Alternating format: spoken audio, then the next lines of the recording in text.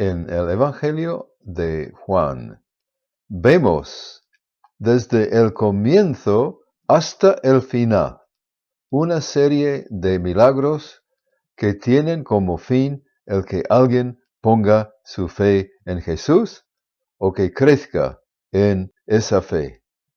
Ver para creer.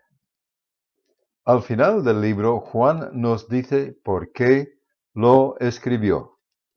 Muchas otras señales hizo también Jesús en presencia de sus discípulos, que no están escritas en este libro, pero éstas se han escrito para que creáis que Jesús es el Cristo, el Hijo de Dios, y para que al creer, tengáis vida en su nombre.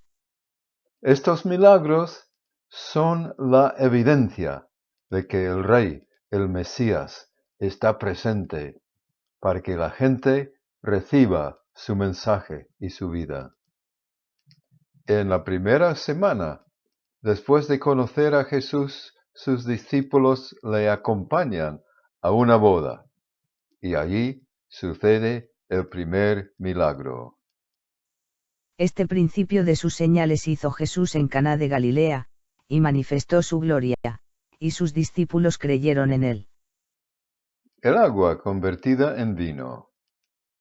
En la misma semana, Jesús deja caer una semilla que va a dar su fruto años más tarde, después de su muerte. Por eso, cuando resucitó de los muertos, sus discípulos se acordaron de que había dicho esto, y creyeron en la Escritura y en la palabra que Jesús había hablado. Así que al principio creen por un milagro y al final creen también por el milagro de la resurrección. Esa fe tiene que extenderse, así que Jesús apunta hacia el público en Jerusalén. Cuando estaba en Jerusalén durante la fiesta de la Pascua, muchos creyeron en su nombre al ver las señales que hacía.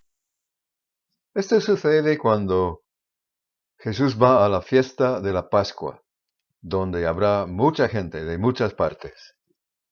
Pero Dios está pensando en otras personas también, la Junta Suprema del pueblo judío.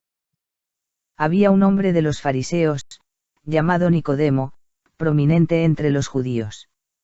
Este vino a Jesús de noche y le dijo: Rabí, sabemos que has venido de Dios como maestro, porque nadie puede hacer las señales que tú haces si Dios no está con él. Un hombre de los 70 de este grupo ve los milagros y se convence. Nicodemo. Y Jesús vuelve a Jerusalén y hace un milagro impactante.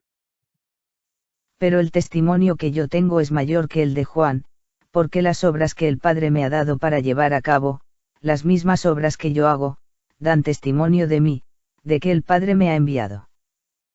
Muchos se fijan en la sanidad de este hombre que lleva 38 años enfermo. Y Dios continúa. A ver qué pasa. Jesús les respondió: Os lo he dicho, y no creéis, las obras que yo hago en el nombre de mi Padre, estas dan testimonio de mí. Si no hago las obras de mi Padre, no me creáis.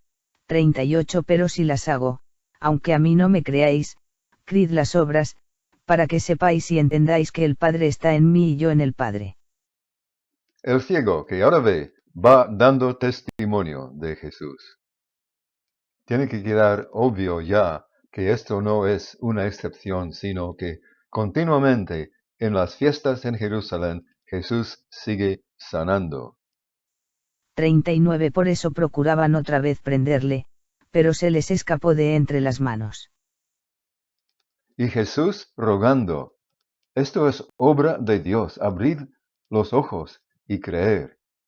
¿Y qué hacen sus enemigos? Ahora viene lo más dramático. Dios está pensando en dos cosas. Primero, fortalecer la fe de los discípulos. Y, segundo, ganar una multitud ya firme para Jesús en Jerusalén. Entonces Jesús, por eso, les dijo claramente: Lázaro ha muerto. 15 Y por causa de vosotros me alegro de no haber estado allí, para que creáis, pero vamos a donde está él. otra vez los discípulos. Es por eso que Jesús resucita a Lázaro. Entonces quitaron la piedra. Jesús alzó los ojos a lo alto, y dijo, Padre, te doy gracias porque me has oído.